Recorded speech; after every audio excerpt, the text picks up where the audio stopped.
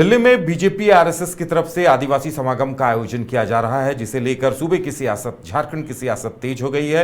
एक दिन पहले कांग्रेस ने इस पर प्रतिक्रिया दी थी, जिस पर बाबूलाल मरांडी ने कहा भी था कि अगर बीजेपी कुछ कर रही है तो उस पर कांग्रेस को पेट में दर्द क्यों हो रहा है। तो वहीं आज ज्योत्सना केरकेट्टा, गीताश्री, पूर्व मंत्री गीताश्री, उनके साथ और भी कई आदिवासी नेता सामने आए, प्रेम शाही मुंडा, और इन्होंने आवाज बुलंद की, अपनी नाराजगी जाहिर की और सरना कोड को लेकर भी अपनी बात रखी।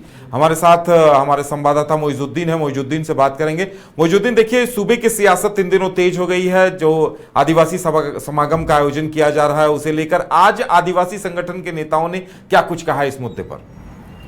देखिए, सबसे पहले बात करेंगे झारखंड राज्य में सरना और सनातन के सवाल पर सियासत पूरी तरह से गर्म नजर आ रही है।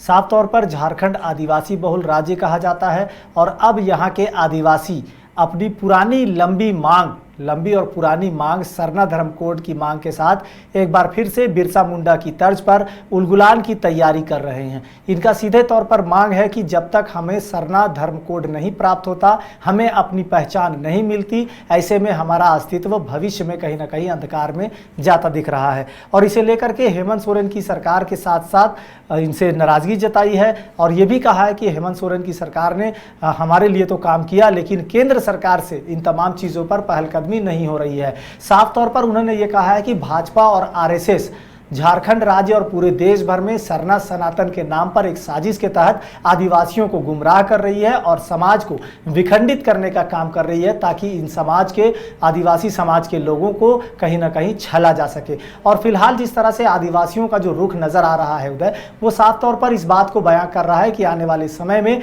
झारखंड अपनी अस्मिता, अपने कह सकते हैं अस्तित्व को बचाने के लिए लंबी लड़ाई को बाध्य हो रहे हैं। और यही वजह है कि दिल्ली में चाहे वो समागम की हो या फिर नासिक में आदिवासियों का जो बड़ा प्रदर्शन हो, इन तमाम चीजों को देखते हुए झारखंड में भी एक बड़े आंदोलन की रणनीति और चेतावनी दी जा रही है।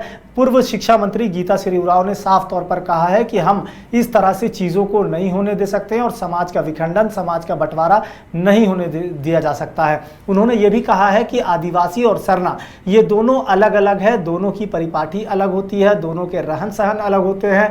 जो आदिवासी सभ्यता, संस्कृति और रूढ़िवादी जो परंपरा है वो सनातन धर्म में नहीं मानी जाती है। तो अब ऐसे में सरना और सनातन एक कैसे होते हैं, ये बड़ा सवाल है। और इन्हीं सवालों के साथ ये लगातार केंद्र की मोदी सरकार से नाराज है और आने वाले समय में बड़े आंदोलन की चेतावनी दे रहे हैं। हमने बात किया ज्योत्सना केरकेट्टा, जो झारखंड राज्य में झारखंड की बेटी है, आदिवासी बेटी है। इन्होंने भी साफ तौर पर कहा है कि भाजपा आरएसएस यहां पर हिंदू राष्ट्र बनाने की कवायद में है, लेकिन हम ऐसा नहीं होने देंगे। यदि आप हमारा कोड नहीं देते, आदिवासियों के साथ छल करते हैं, तो आने वाले समय में हम हिंदू राष्ट्र नहीं बल्कि आदिवासी राष्ट्र की मांग करते हैं। यहां तक कि प्रेम शाही मुंडा ने भी युवाओं के आंदोलन को याद करते हुए, अपने पूर्वजों को याद करते हुए कहा है कि झारखंड राज्य में अगर आदिवासियों को इसी तरह से ठगा जाएगा तो हम बड़े आंदोलन को आगे बढ़ेंगे। बिल्कुल मौजूदीन, देखिए जनजाति सुरक्षा मंच का हवाला देते हुए बाबूलाल मरांडी ने एक दिन पहले ही कहा था कि राजनीतिक दलों को क्यों तकलीफ हो रही है, लेकिन अब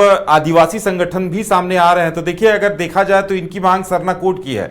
इनका कहना है कि सरना सनातन एक नहीं है, सरना कोड को मान्यता दी जाए। लेकिन देखिए, अगर ये लोग विरोध कर रहे हैं उस समागम का, तो बीजेपी का ये तर्क है, या बाबूलाल मरांडी यही कह रहे हैं कि भाई जनजाति सुरक्षा मंच की तरफ से इस आयोजन को किया जा रहा है।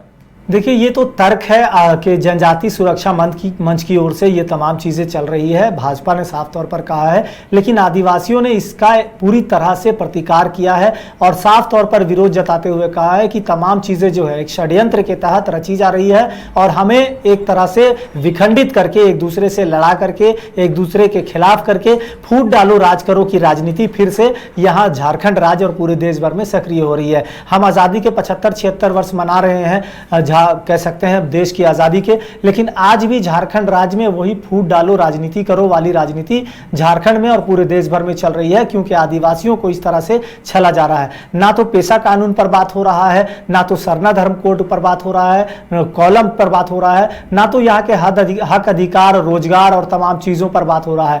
यहाँ तक के आदिवासियों ने यह कहा है कि हम आदिवासी हैं, हमें वनवासी बनाने पर इस तरह से ना करें। और हमें जिस तरह से खास तौर पर केंद्र की मोदी सरकार में कार्यकाल में अगर हमारे साथ इस तरह की चीजें हो रही है तो ये कहीं ना कहीं आदिवासियों को ठगने का, छलने का काम किया जा रहा है। और यदि ऐसा होता है तो हम पूरी तरह से आंदोलन को बाध्य होंगे। फिलहाल आज रांची में आदिवासी संगठन के अगुवा जो लोग थे वो एक मीटिंग किए, मीटिंग के बाद एक प्रेस वार्ता की गई और प्रेस वार्ता के माध्यम से केंद्र सरकार, मोदी सरकार और आरएसएस और जन सुरक्षा मंच के खिलाफ एक बड़ा कह सकते हैं कि विरोध दर्ज कराया गया और लोगों ने नाराजगी जाहिर की है। चलिए, अब देखने वाली बात यह होगी कि इस पर बीजेपी की ओर से क्या कुछ रिएक्शन आता है, क्योंकि आदिवासी संगठन भी अब सामने आए हैं, कांग्रेस की तरफ से भी इस पर प्रतिकार दर्ज कराया गया है, वहीं बीजेपी ने पलटवार भी किया है। बीजेपी के नेताओं ने यह सवाल भी पूछा है कि सरना सनातन एक नहीं है, तो सरना और ईसाई संगठनों के गठजोड़ पर उनका क्या कुछ कहना है। तो धीरे धीरे इस पूरे मुद्दे पर सियासत गर्माती नजर आ रही है।